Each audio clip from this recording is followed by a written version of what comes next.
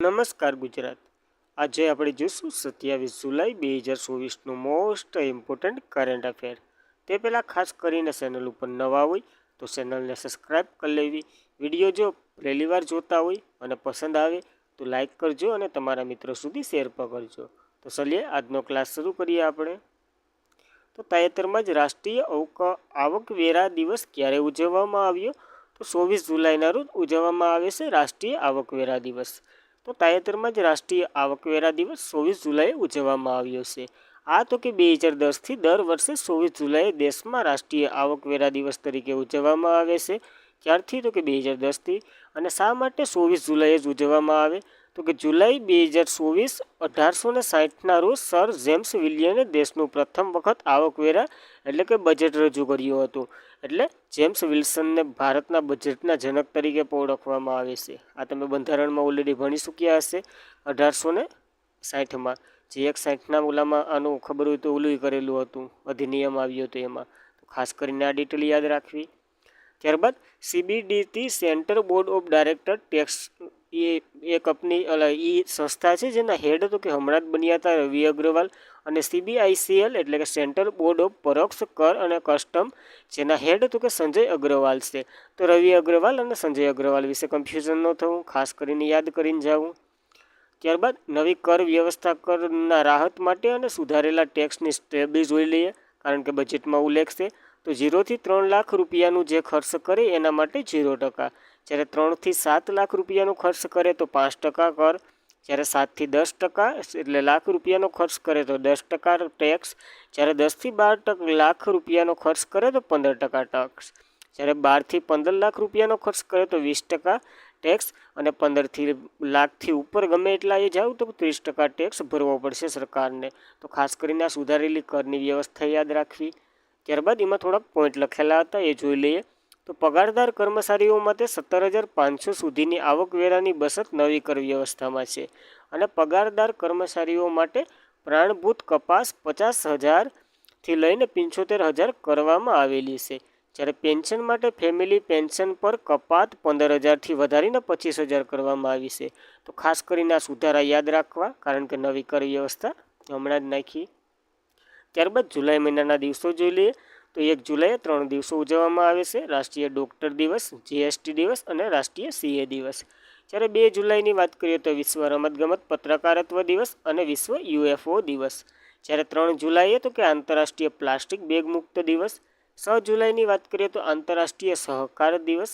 6 જુલાઈએ બીજો દિવસ તો કે વિશ્વ ઝૂનોસિસ દિવસ ઉજવવામાં આવે છે। 10 જુલાઈની વાત કરીએ તો રાષ્ટ્રીય મત્સ્ય ખેડૂતનો દિવસ। 11 જુલાઈની વાત કરીએ તો વિશ્વ વસ્તી દિવસ। 12 જુલાઈએ તો કે આંતરરાષ્ટ્રીય મલાલા દિવસ અને વિશ્વ પેપર બેગ દિવસ ઉજવવામાં આવે છે। 15 જુલાઈની વાત કરીએ તો વિશ્વ યુવા કૌશલ્ય દિવસ। 17 જુલાઈએ તો કે ઇન્સ્ટન્ટ માટેનો વિશ્વનો દિવસ। જ્યારે 18 જુલાઈની વાત કરીએ તો નેશનલ મંડેલા આંતરરાષ્ટ્રીય દિવસ ઉજવવામાં આવે છે। ત્યારબાદ 20 જુલાઈની વાત કરીએ તો વિશ્વ ચેસ દિવસ અને આંતરરાષ્ટ્રીય ચંદ્ર દિવસ ઉજવવામાં આવે છે। 22 જુલાઈએ તો કે રાષ્ટ્રીય ધ્વજ દિવસ। 23 જુલાઈની વાત કરીએ તો રાષ્ટ્રીય પ્રસારણ દિવસ ઉજવવામાં આવે છે, જ્યારે 24 જુલાઈએ તો કે રાષ્ટ્રીય આવકવેરા દિવસ ઉજવવામાં આવે છે। તો ખાસ કરીને જુલાઈ મહિનાના દિવસો યાદ રાખવા। ત્યારબાદ તો કે તાજેતરમાં જ રાષ્ટ્રપતિ ભવનમાં દરબાર હોલનું નામ બદલાવીને શું રાખવામાં આવ્યું છે? એટલે કે તાજેતરમાં જ દરબાર હોલનું અને અશોક સ્તંભ છે એટલે અશોક હોલનું બંનેનું નામ બદલાવી અને અલગ અલગ રાખ્યું છે, જેમાં દરબાર હોલનું નામ બદલાવી અને ગણતંત્ર મંડળ રાખ્યું છે। જ્યારે જોઈએ આગળ તો તાજેતરમાં જ રાષ્ટ્રપતિ ભવનમાં દરબાર હોલનું નામ બદલાવીને અને નવું નામ તો કે ગણતંત્ર મંડળ રાખ્યું છે। તો ખાસ કરીને આ યાદ રાખવું। ત્યારબાદ દરબાર હોલનું નામ બદલી અને ગણતંત્ર મંડળ રાખવામાં આવ્યું છે, જ્યારે અશોક હોલનું માળખા પર બદલી અશોક મંડપ રાખવામાં આવ્યું છે। પહેલાં અશોક હોલ, હાલ તો કે અશોક મંડપ, પહેલાં દરબાર હોલ, હાલ તો કે ગણતંત્ર મંડપ। તો ખાસ કરીને આ 2 નામો યાદ રાખવા। ત્યારબાદ રાષ્ટ્રીય પુરસ્કાર રાષ્ટ્રપતિ ભવનમાં આપતા એને દરબાર હોલ કહેવામાં આવતું હતું, હાલ તો એ ગણતંત્ર મંડપ તરીકે ઓળખાશે હવેથી। અને તે રાષ્ટ્રપતિ ભવન સેન્ટ્રલ ડોમની બરાબર નીચેની જ્યારે ત્રણેય બાજુ પ્રવેશ કરી શકાય છે એવી રીતના એમાં માળખું કરેલું છે। તો ખાસ કરીને આ વધારાની માહિતી છે। ત્યારબાદ દરબાર હોલ પહેલાં ગિન રૂમ તરીકે પણ ઓળખાતો હતો, ત્યારબાદ દરબાર હોલને હાલ તો કે ગણતંત્ર મંડળ તરીકે ઓળખાશે। અહીંયા 15 ઓગસ્ટ 1947ના રોજ પંડિત જવાહરલાલ નહેરુએ સ્વતંત્ર ભારતના પ્રથમ વડાપ્રધાન તરીકેની શપથ લીધા હતા. અને અશોક હોલ મૂળમાં તો કે બેલારૂમ તરીકે ઓળખાતો એટલે કે જાણીતો હતો. હાલ તો કે રાષ્ટ્રપતિ ભવનનું ઉદ્ઘાટન 6 એપ્રિલ 1929ના રોજ ભારતના વાઇસરોય અને ગવર્નર જનરલ લોર્ડ ઇરવિન દ્વારા કરવામાં આવ્યું હતું. જ્યાં રાષ્ટ્રપતિ ભવન છે એનું નિર્માણ એની અગાઉની વાત કરેલી છે, તો ખાસ કરીને આ પોઈન્ટો પણ નોંધવા. ત્યારબાદ થોડાક નામ બદલેલા જોઈ લઈએ આવા. તો જમ્મુ કાશ્મીરના ઉધમપુરનું નામ એટલે ઉધમપુર રેલવે સ્ટેશનનું નામ તો કે શહીદ કેપ્ટન તુષાર મહાજન રેલવે સ્ટેશન રાખ્યું છે. જ્યારે ખેલો ઇન્ડિયાનું નામ તો કે વિમસ લિંગ અસ્મિતા મહિલા લિંગ રાખ્યું છે. અને મહારાષ્ટ્ર એટલે કે ઇકવારી સ્ટેશનનું નામ તો કે સુભાષચંદ્ર બોઝ ઇટવારિયા સ્ટેશન રાખ્યું છે. જ્યારે ઓસ્ટ્રેલિયાના સિડની હેરિસ પાર્કનું નામ તો કે લિટલ ઇન્ડિયા રાખ્યું છે. મુંબઈના વાસોવા સમુદ્ર માર્ગનું નામ તો કે વીર દામોદર સાવરકર નામ રાખ્યું છે. મહારાષ્ટ્રના અહમદનગરનું નામ તો કે અહલ્યાનગર રાખ્યું છે.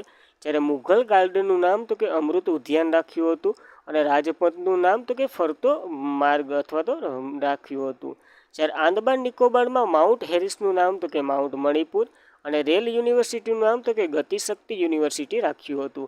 અને જૂનું બંધારણ ગૃહનું નામ તો કે બંધારણ ગૃહ રાખ્યું હતું. તો ખાસ કરીને નવા નવા નામ યાદ રાખવા. ત્યારબાદ 21મી બહુરાષ્ટ્રીય લશ્કરી કવાયત ખાન ક્લેટ 2024 ક્યાં યોજાઈ છે? તો મંગોલિયા ખાતે યોજાઈ છે આ કવાયત. તો 21મી બહુરાષ્ટ્રીય કવાયત ખાન ક્લેટ કવાયત 2024 મંગોલિયામાં યોજાઈ છે.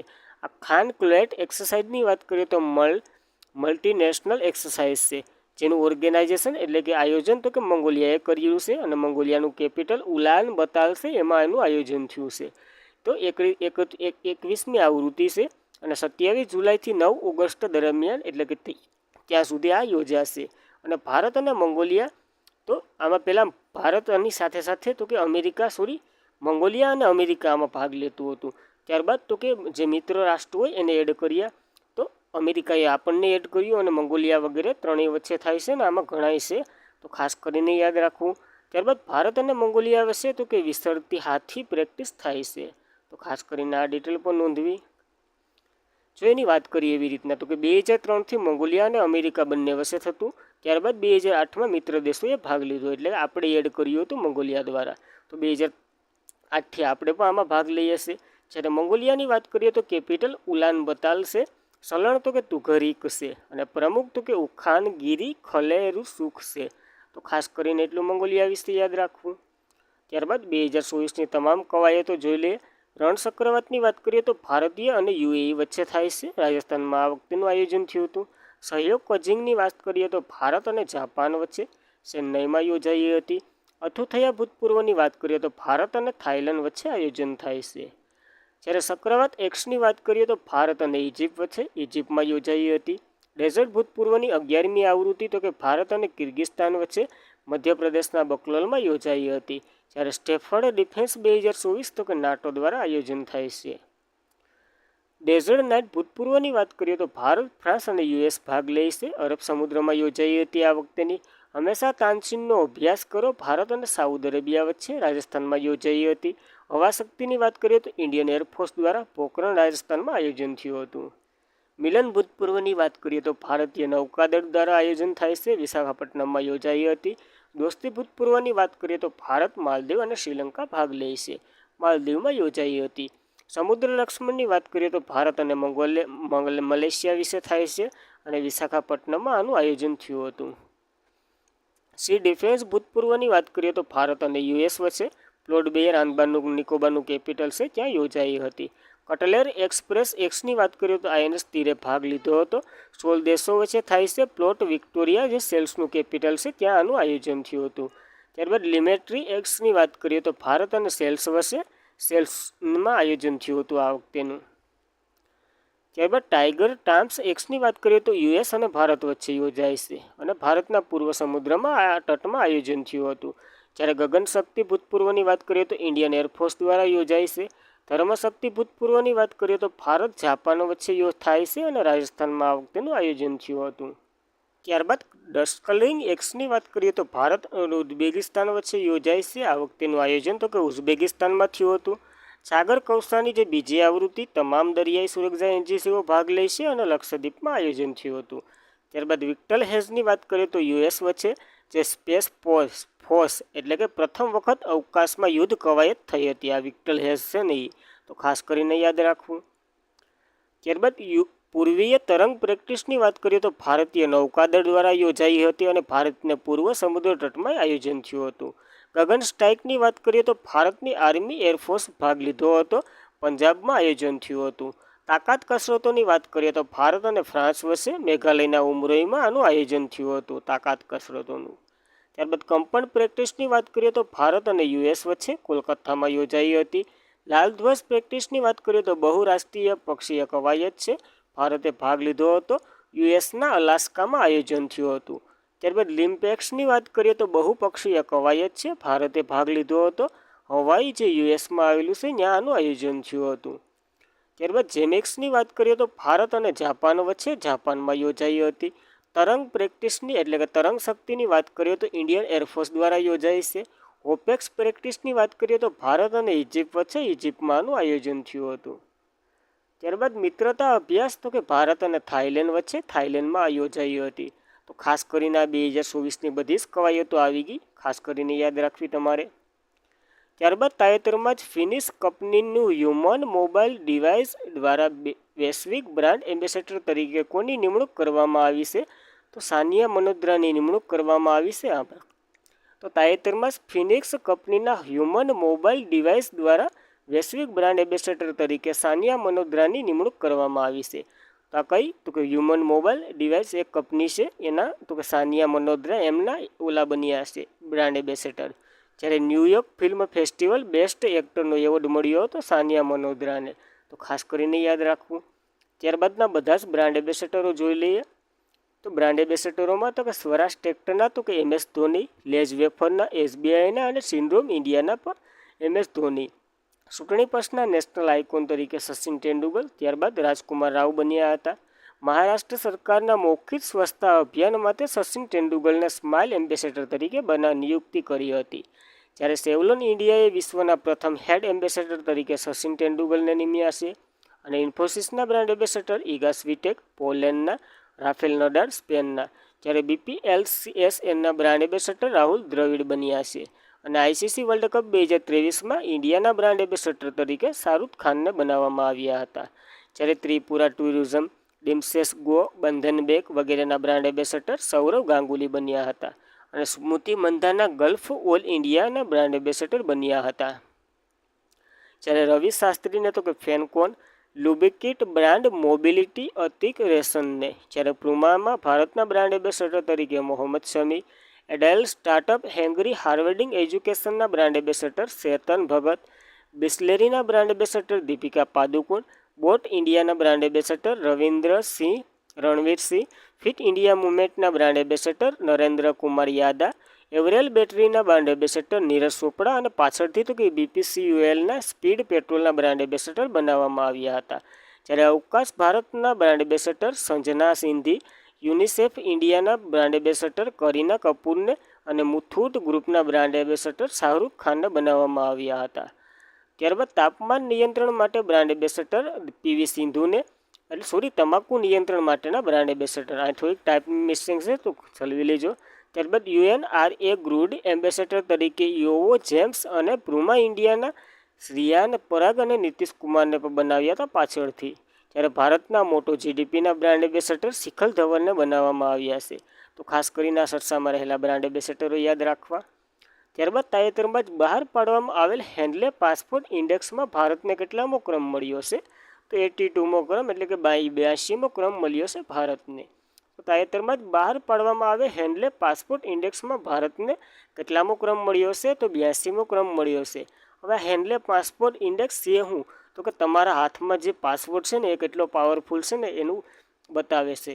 દાખલા તરીકે ભારતનો પાસપોર્ટ તો કે 58 દેશોમાં ભારત વિઝા વગરનું જઈ શકે, એટલે ભારતનો પાસપોર્ટ ફરી શકે છે 58 દેશોમાં.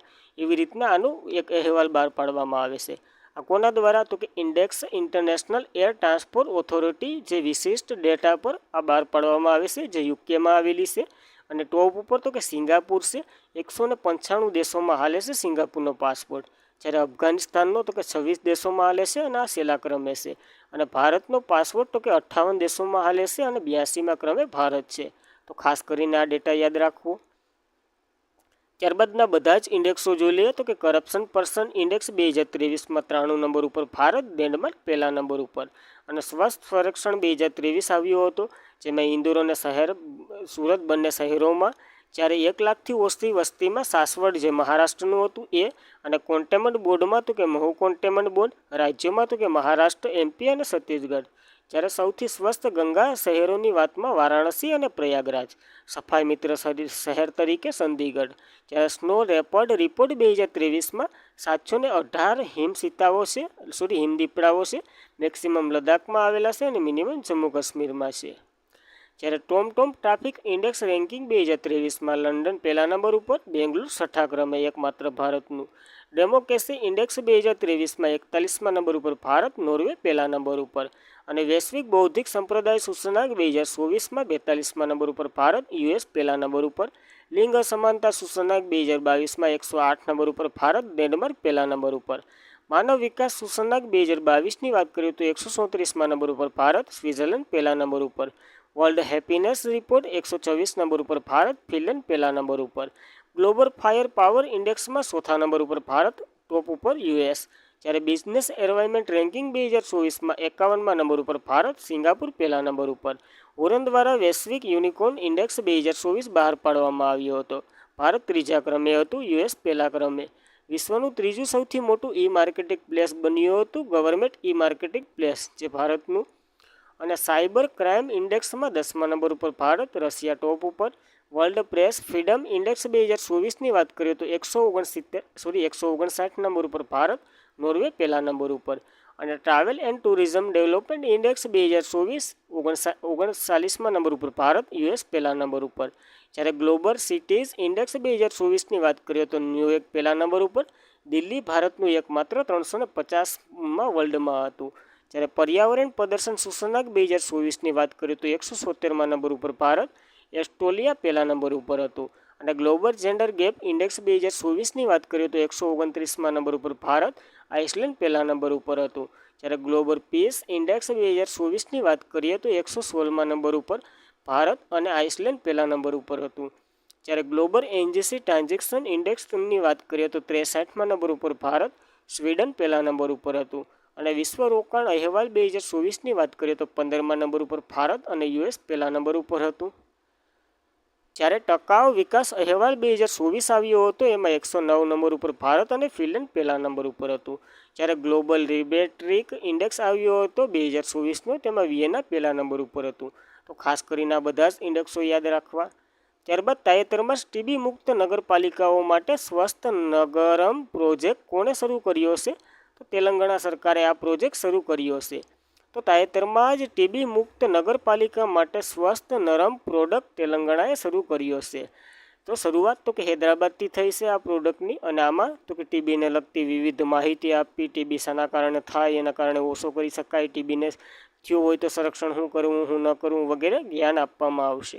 તો શરૂઆત હૈદરાબાદથી થઈ છે, શરૂઆત તેલંગાણામાં. અને સ્વસ્થ નગરમ પ્રોજેક્ટ આના માટે શરૂ કરવામાં આવ્યો છે. તો ટીબીની વાત કરીએ તો માઇક્રોબેક્ટેરિયમ ટ્યુબ્યુલોસન એના દ્વારા થાય છે, જેની રસી તો કે BCG રસી છે, જે તો કે બિસ્લર કેમ્પગ્યુરિન નામની રસી આવે છે, જે આના ટીબીના ઓલા માટે તો કે નિશ્ચય પોર્ટલ શરૂ કરવામાં આવ્યું હતું. જ્યારે વિશ્વ ક્ષય દિવસ 24 માર્ચે ઉજવવામાં આવે છે. અને ભારતનો ટાર્ગેટ 2025 સુધીમાં ટીબી નાબૂદ માટેનો છે. જ્યારે રાષ્ટ્રીય ક્ષય નાબૂદી છે. અને કાર્યક્રમ મુખ્ય સલાહકાર તરીકે ડૉક્ટર સૌમ્યા સ્વામીનાથન હતા. તો ખાસ કરીને આ યાદ રાખવા ટીબીને લગતા. ત્યારબાદ કયો દેશ વર્લ્ડ પેરાગ્લાઇડિંગ ચેમ્પિયનશિપ 2024નું આયોજન કરશે? તો હિમાચલ પ્રદેશ આનું આયોજન કરશે. ખાસ કરીને ભારત આનું આયોજન કરશે. ભારતમાં પણ હિમાચલ પ્રદેશમાં આનું આયોજન થશે. તો વર્લ્ડ પેરાગ્લાઇડિંગ ચેમ્પિયનશિપ 2024નું આયોજન હિમાચલ પ્રદેશ કરશે. જ્યારે વર્લ્ડ પેરાગ્લાઇડિંગ ચેમ્પિયનશિપ 2024ની વાત કરીએ તો યજમાન ભારત કરશે. કાંગડા જિલ્લા બીડ બિલ્ડિંગ્સમાં હિમાચલ પ્રદેશમાં આનું આયોજન થશે. તો ખાસ કરીને આ ડેટા યાદ રાખવો. ત્યારબાદની થોડીક રમાયેલી ગેમ અથવા તો આયોજન થવાની ગેમો જોઈ લઈએ. તો પ્રથમ Olympiad sport games 2025 Saudi Arabia યોજશે. અને 2024માં 9મો મહિલા એશિયન કપ શ્રીલંકામાં યોજાઈ રહ્યો છે, જ્યારે હંગેરી ગ્રેન્ડ પ્રિક્સ F2 કેસ રેસ તો કે કુશમેને જીતી હતી. જ્યારે ભારતીય ટેબલ ટેનિસ ખેલાડી રિયાન પેસ અને વિજય અમૃત ઇન્ટરનેશનલ હોલ ઓફ ફેમમાં સામેલ થયા હતા. જ્યારે મોટો જીપી ટી ઇન્ડિયાના બ્રાન્ડ એમ્બેસેડર શિખર ધવલને બનાવવામાં આવ્યા છે. કોપા અમેરિકા આર્જેન્ટિના એટલે કોપા અમેરિકામાં રમાયો હતો. આર્જેન્ટિના જીત્યું હતું કોલંબિયાને હરાવીને. અને world championship of the leader 2024 તો કે ભારત જીત્યું હતું પાકિસ્તાનને હરાવીને. અને યુરો કપ 2024 તો કે સ્પેન જીત્યું હતું ઇંગ્લેન્ડને હરાવીને. જ્યારે 120 વર્લ્ડ કપ 2024 9મો વેસ્ટ ઇન્ડિયા અને ભારત દક્ષિણ આફ્રિકામાં રમાયો હતો. તો ખાસ કરીને આ ડેટા યાદ રાખવો. ત્યારબાદ FAO દ્વારા બહાર પાડવામાં આવેલ અહેવાલ મુજબ જંગલ વિસ્તાર વધારવાના સંદર્ભમાં વિશ્વમાં ભારતનું સ્થાન શું છે? તો ભારત ત્રીજા ક્રમે આવ્યો છે. જોઈએ શા માટે ત્રીજા ક્રમે. તો FAO દ્વારા બહાર પાડવામાં આવેલ એટલે કે ફૂડ ઓથોરિટી ઓફ ઇન્ડિયા દ્વારા બહાર પાડવામાં આવેલ અહેવાલ મુજબ જંગલ વિસ્તાર વધારવાના સંદર્ભમાં વિશ્વમાં ભારતનું સ્થાન ત્રીજું છે. FAO એટલે વિશ્વના જંગલના રાજ્યનો અહેવાલ. વૈશ્વિક સ્તરે તેઓએ લગભગ 4.1 બિલિયન હેક્ટર અથવા તો જમીન વિસ્તારના 31% હિસ્સો ધરાવે છે ભારત, એવું કીધું છે. અને ટોચ ઉપર તો કે 10 દેશોમાં ભારતને વધુ વન વિસ્તાર વધારવા સાથે ત્રીજા સ્થાને મૂકવામાં આવ્યો છે. 2010થી 2020ના વચ્ચેની વાત કરીએ તો આરામતા વન વિસ્તાર દર વર્ષે તો કે 2.66 હેક્ટર વધ્યો છે, એટલે કે 2,66,000 હેક્ટર વધ્યો છે એવું માનવાનું છે આનું. જ્યારે ચીને તો કે 19.37 હેક્ટર મહત્તમ વન વિસ્તારી વધારવા સાથે પ્રથમ સ્થાન હાસિલ કર્યું છે. અને તે પછી તો કે ઓસ્ટ્રેલિયા છે અને બીજા સ્થાને. જ્યારે ત્રીજા સ્થાને તો કે ભારત છે. જ્યારે નાઇજીરિયા 2021થી 2022 સુધી વન નાબૂદી માટે એટલે કે 8.4% ઘટાડો જોવા મળ્યો છે. તો નાઇજીરિયામાં ઘટાડો જોવા મળ્યો. અને બાલીન જે એમેઝોન 2023 સુધીમાં વન નાબૂદી 50% ઘટાડશે.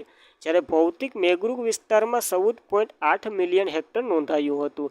જ્યારે તાજેતરમાં જ 2 દાયકાઓ એટલે કે 2000થી 2010 અને 2010થી 2020 વચ્ચે કુલ વૈશ્વિક મેંગ્રોવને નુકસાન તો કે દરમાં તો કે 23%નો ઘટાડો થયો છે. તો મેંગ્રુવ્સમાં 23%નો ઘટાડો થયો, તો ખાસ યાદ રાખવું. ત્યારબાદ ફૂડ એન્ડ એગ્રીકલ્ચર ઓર્ગેનાઇઝેશનની વાત કરીએ તો તેના દ્વારા આ રિપોર્ટ બહાર પાડવામાં આવ્યો છે. એની રચના તો કે 16 ઓક્ટોબર 1945માં થઈ હતી. મુખ્ય મથક તો કે રોમ ઇટાલીમાં આવેલું છે. અને ડીજી તો કે ક્યુ ડોંગિયુન છે. તો ખાસ કરીને આ યાદ રાખવું ફૂડ એન્ડ એગ્રીકલ્ચર ઓર્ગેનાઇઝેશન વિશે. ત્યારબાદ તાજેતરમાં જ ઇન્ડિયન ઇન્સ્ટિટ્યુશન ઓફ કોસ્ટ એકાઉન્ટરના પ્રમુખ તરીકે કોની નિમણૂક કરવામાં આવી છે? તો વિભૂતિ ભૂષણની નિમણૂક કરવામાં આવી છે. તો તાજેતરમાં જ ઇન્ડિયન ઇન્સ્ટિટ્યુશન ઓફ કોસ્ટ એકાઉન્ટન્ટ્સના પ્રમુખ તરીકે વિભૂતિ ભૂષણ નાયકની નિમણૂક કરવામાં આવી છે. આ શું કરશે? તો વિભૂતિ ભૂષણ નાયક 2024-25ની મુદત માટે institution of cost accountant of ઇન્ડિયાના નવા પ્રમુખ તરીકે ચૂંટાયા છે. એને ચૂંટવામાં આવ્યા છે સર્વસમિતિ દ્વારા. અને તેઓ અનિશ દયાલનું સ્થાન લેશે, જેઓ તો કે 2023-24ના સમયગાળામાં અધ્યક્ષ હતા. જ્યારે ટીસીએ શ્રીનિવાસ પ્રસાદને ઉપપ્રમુખ તરીકે નિયુક્ત કર્યા છે. તો ખાસ કરીને પ્રમુખ અને ઉપપ્રમુખ યાદ રાખવા. ત્યારબાદ institution of cost accountant of ઇન્ડિયાની વાત કરીએ તો કેન્દ્રીય કોર્પોરેશન બાબત મંત્રાલય હેઠળ આવે છે. અને તે વિશ્વની બીજી સૌથી મોટી એકાઉન્ટન્ટ અને મેનેજિંગ એકાઉન્ટન્ટ સંસ્થા છે. અને આ એશિયાની સૌથી મોટી સંસ્થા છે, જેનું મુખ્ય મથક તો કે કોલકાતા પશ્ચિમ બંગાળમાં આવેલું છે. તો ખાસ કરીને institution of cost accountant of India વિશે એટલી માહિતી યાદ રાખવી. ત્યારબાદ ભારતીય નૌકાદળનું સ્ટીલન્થ ફ્રિગેટ ટ્રીપુટ કયા શિપયાર્ડે બનાવ્યું છે? તો ગોવા શિપયાર્ડ લિમિટેડે આ બનાવ્યું છે. જોઈએ આગળ ટ્રીપુટ છે હું એ. તો ભારતીય નૌકાદળ સ્ટીપટ ફ્રિગેટ ટ્રીપુટ ગોવા શિપયાર્ડે બનાવ્યું છે. જે ગોવા શિપયાર્ડ લિમિટેડ દ્વારા ભારતનું નૌકાદળમાં બનાવવામાં આવેલું ત્રિપુટ નામનું પ્રથમ સ્વદેશી નિર્મિત રીતે તલવાર વર્ગનું ફ્રિગેટ લોન્ચ કરવામાં આવ્યું છે. તો એક પ્રકારનું ફ્રિગેટ છે જે 2016માં ભારત અને રશિયા 4 સ્ટીલ ફ્રિગેટ ખરીદવા માટે કરાર પર હસ્તાક્ષર કર્યા હતા. ત્યાં તો ગોવાએ શિપયાર્ડ બનાવી દીધું છે. અને રશિયાની ટેકનોલોજી સ્નાપ્સ કરીને 2 જહાજો રશિયા અને 2 ભારતે બનાવવાના હતા, એટલા માટે કરાર થયા હતા. તો પ્રથમ ટુર્સિન સપ્ટેમ્બર 2024માં આવશે રશિયા પાસેથી. અને બીજું યુદ્ધ જહાજ તમાલ ફેબ્રુઆરી 2025માં આવશે. તો 2 રશિયામાંથી આવશે અધધન ટેકનોલોજીવાળા. જ્યારે આ કરાર હેઠળ ગોવા શિપયાર્ડ લિમિટેડ દ્વારા બનાવવામાં આવેલ પ્રથમ યુદ્ધ જહાજ ત્રિપુટ છે, જેનો અર્થ તો કે તલવાર થાય છે અથવા તો એરો થાય છે એવો. જ્યારે જાહેર ક્ષેત્રના સંરક્ષણ શિપયાર્ડની વાત કરીએ તો કેન્દ્રીય સંરક્ષણ મંત્રાલય હેઠળ 4 સંરક્ષણ શિપયાર્ડ છે, જે ભારતનું નૌકાદળ અને કોસ્ટગાર્ડ યુદ્ધ જહાજો અને અન્ય જહાજોનું કામ કરે છે, સમારકામ વગેરે આ જ કરે છે જાહેર ક્ષેત્રનું સંરક્ષણ શિપયાર્ડ. તો પહેલું તો કે મડગાંવ ડોક શિપયાર્ડ લિમિટેડ મુંબઈ મહારાષ્ટ્રમાં આવેલી છે. Garden ship Republic and એનજીસી limited Kolkata ખાતે આવેલી છે. ગોવા શિપયાર્ડ લિમિટેડ ગોવામાં આવેલી છે. હિન્દુસ્તાન શિપયાર્ડ લિમિટેડ તો કે વિશાખાપટ્ટનમમાં આવેલી છે. અને હાલ જ નેવીના શિપ એડમિરલ દિનેશ કુમાર ત્રિપાઠી બન્યા છે. તો નેવીના શિપને પણ ખાસ યાદ રાખવા. તો આજના માટે એટલું. Thank you for watching this video. ખાસ કરીને મિત્રો વિડીયો કેવો લાગે તમારો પ્રતિભાવ કોમેન્ટમાં કરો. પસંદ આવે તો લાઇક કરો અને તમારા મિત્રોને શેર પણ કરો. અને વધુમાં વધુ ચેનલને ફેલાવો અને સબસ્ક્રાઈબ કરાવો. તો આજના માટે એટલું. Thank you for watching this video. જય હિન્દ, જય ભારત.